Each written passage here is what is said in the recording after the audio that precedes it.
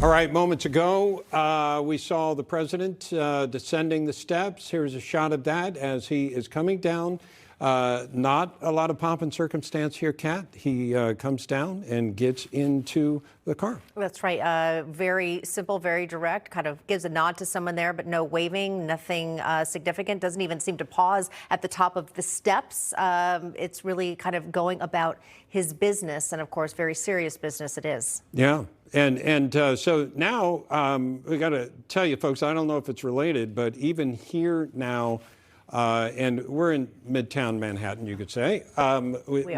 We've heard some of the sirens. We don't know if they're closing everything down, but it's not that far from where we are. Sure. So we expect the motorcade to take off. There could be any number of things right now they're trying to coordinate, including the safety for the former president. Absolutely, especially coming into New York City, just approaching rush hour time where it can get very, very busy. Of course, his arrival not a surprise here. So the NYPD has been preparing for this moment. And as Bob pointed out, we've been hearing the sirens, and we are quite sure that most of the streets leading from the airport into Midtown Manhattan will be barricaded again for the safety of the former president and this very, very historic moment. Now, Ford, we've seen some protesters outside Trump Tower. Don't see them at this moment, but what did John said? There were a couple hundred. And you know what? It's quite possible they're clearing that out to make sure that the president can come and go. And now the motorcade has begun with cars in front. Again, the safety is your primary concern here. His safe transit to the home he has here, one of them. At Trump Tower, his apartment at Trump Tower, that's right. Exactly. So, Ford, what are you thinking about here?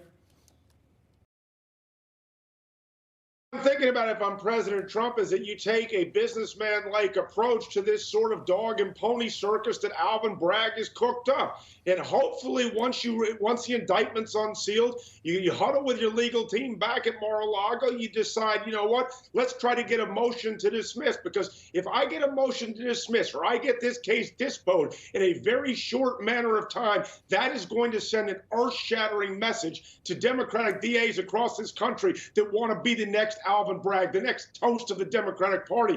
And I think that that's what he should be focused on rather than pomp and circumstance. Melanie, your thoughts?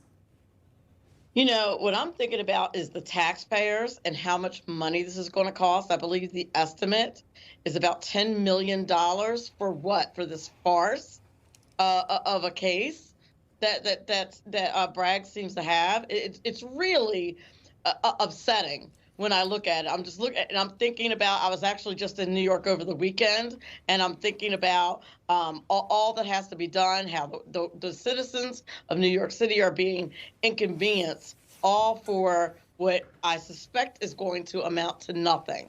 They are harassing this president. Now, what's interesting, Tom, though, is we have a certain viewership that tends to think a certain way. We have a cross-section of folks that do watch this, but there are some people out there in this country who are not Trump fans, that feel like this day was a long day coming and feel like this is just absurd, that this is somebody who is now not above the law.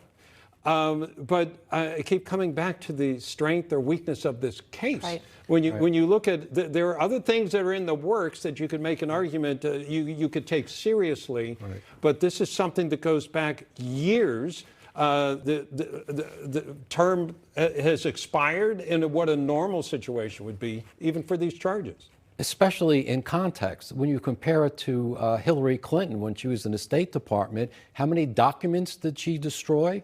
And now we have the Comey standard thrown out. Remember, former FBI Director James Comey said that no prosecutor would prosecute Hillary Clinton even though there were crimes that he could charge her with.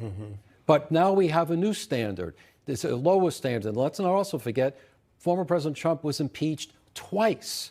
So our political system has been thrown totally into chaos, and I think Republican DAs should start to think about who they could go after. But on top of that, Dr. Tom, you got the DOJ. They despised Trump. They passed on it. His predecessor passed.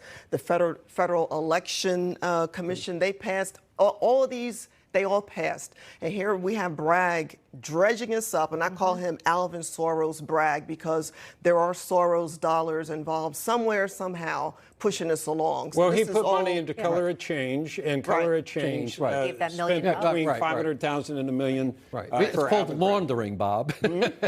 Yeah, Laundering money. Yeah. Legally, but it's laundering. Okay. Right. Melanie, we're watching the former president come here. I see they have police escort. I don't know what the stop is here. I'm sure they're trying to coordinate. Stoplight may be the answer. I guess somehow I was expecting that they We wouldn't have have to those stop. here in the I guess city, that's yes. what happens when you're no longer president, right? I guess so. You're going to have to wait. In traffic. Yeah, your In GPS traffic. tells you how long it's. Well, It's 4 miles, but it will take you 45 minutes to get to Midtown Manhattan. And that's if you can get a cab. If you can even get a cab. We anticipate it will take him less time than that. Yeah, Ford, how would you advise former President Trump, if he were your client, to interact with Alvin Bragg and the judge tomorrow? Well, that's what I'm saying. You got to go in there with a business-like mentality and say, hey, I'm going to walk through the motions and do what I need to do. And really, you save your firepower for another day or for when you're outside the jurisdiction of the Manhattan District Attorney. But the name raises a very interesting point here. And this is about the unchecked power of local district attorneys and how Alvin Bragg, in this case, is being used as a straw man by the Democrats, not only to engage in election interference, but also political persecution. And when he does come up short, he needs to be punished for this, because if not, you'll be opening up Pandora's box. And that jar of evil and miseries means that Republican local DAs can do the exact same thing. And that's why I still believe at this moment, the rule of law in America is on life support. Well, what's interesting is the rule of law in Manhattan is notoriously slow. And if there is a case that comes out of this that ends up in the courts, it could be a year out. So we're going to be talking about this a very long time. There's some other things out there as we watch the motorcade with President Trump in it, heading toward Manhattan and toward Trump Tower, where we have John Glasgow, our reporter, standing by. And we will continue to follow this historic moment as a former president charged with an indictment. He will face arraignment tomorrow. Stay with us on Newsmax.